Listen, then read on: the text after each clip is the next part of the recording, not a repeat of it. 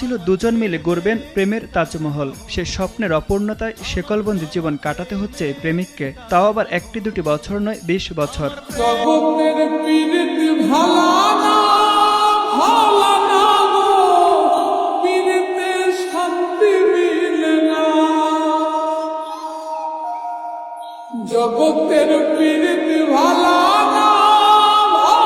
না গো, পীড়িতে শান্তি মিলে না।